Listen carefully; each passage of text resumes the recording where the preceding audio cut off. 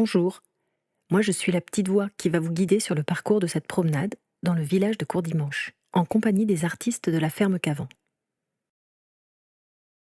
C'est parti, on sort de la ferme, on traverse les 2 passages cloutés tout de suite là, et on remonte vers le tabac sur le trottoir de droite.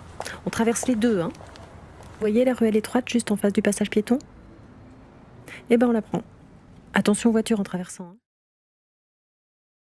On se demandait ce que c'était que cette petite guérite datée de 1928. Ah, c'est une fontaine. Et vous l'avez connue en marche Ah en bah fonction. oui.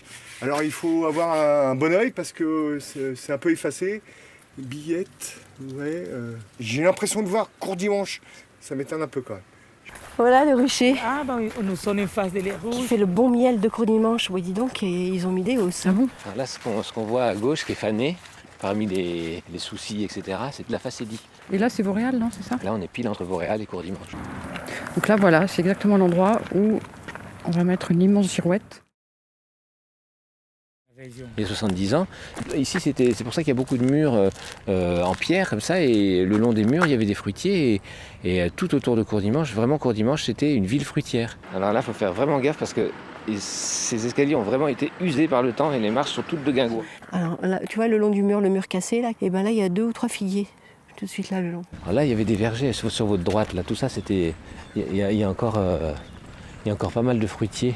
Mais c'est la commune qui a, créé cet espace-là, Ouais. hein, les jardins familiaux. Elle a créé les parcelles, on va dire, elle a mis les cabanes dessus, puis après, il y a eu une association qui a été créée, et moi je suis le président, voilà, Monsieur Petit. Je m'appelle Cheo Cruz et j'ai un parcours assez spécial parce que j'ai plusieurs nationalités aujourd'hui. Les chiens, ils m'aiment pas.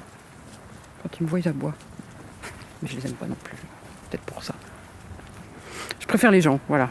C'est bien dessiné qu'à rencontrer. Pourquoi je disais tout ça? C'était juste pour dire pourquoi j'étais comédien.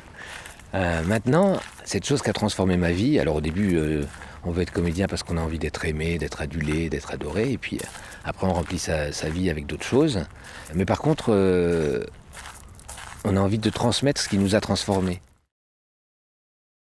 Regarde la vue sur la Défense, là, c'est Là, on est super vraiment beau. à 2 pas de Paris, quoi. J'adore cet On voit la endroit. Défense. Ah oui, c'est vrai qu'on a, oui, d'accord, la vue sur la Défense, parce que moi j'avais vu une vue de la maison avec rien, et puis on se décale un petit peu, et puis on s'aperçoit, et voilà. Oui, on n'est pas loin de Paris. Bon, des fois c'est bouché, hein. Moi, je préférerais m'éloigner encore un peu plus et aller plus vers le soleil, Enfin, ça reste une belle je vue, hein, dirais, à la mais limite. plutôt sur la ville, l'urbanisme. Bah, en même temps, moi, je trouve ça pas mal de pas voir Paris, quoi. On a l'impression d'être...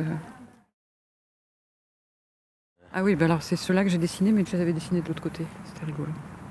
Et ils se laissent faire, en fait. C'est marrant parce que dès que je viens avec mon carnet de croquis, ils se rapprochent. Il y a un peintre courdimanchois qui s'appelle Dom, qui a fait cette vue de la Défense comme ça, et il l'a peinte tous les jours, tous les matins en se levant. Enfin, moi, je vois bien ça en dessin. Tout de suite, c'est facile de trouver des cadrages, de la profondeur de champ, des premiers plans. Enfin, il y a tout, quoi. Tout est là, quoi.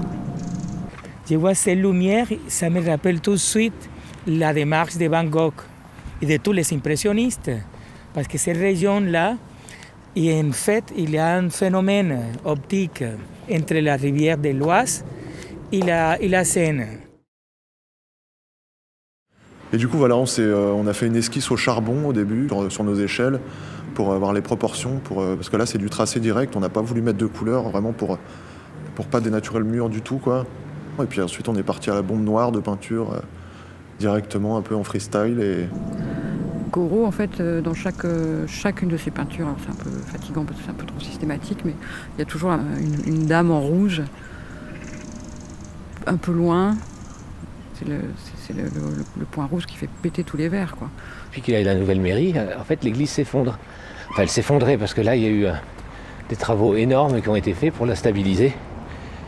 Mais enfin, c'est la fin. Non, la mare, on la voit là d'ici, regarde.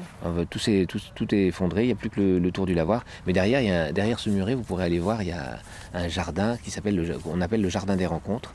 Ça, c'est un abricotier. Tout de suite, là. Ah bah, là, justement, à droite, c'est le jardin des rencontres. Là, moi, j'adore cette espèce de porte, Venez, on va voir dedans. de porte de verdure.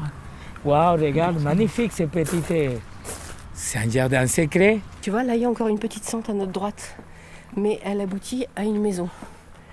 Mais je pense que c'est une ancienne centre qui amenait sûrement dans la ruelle Bicourt, qui remonte sur le château d'eau plus loin, qui est pas sur notre parcours.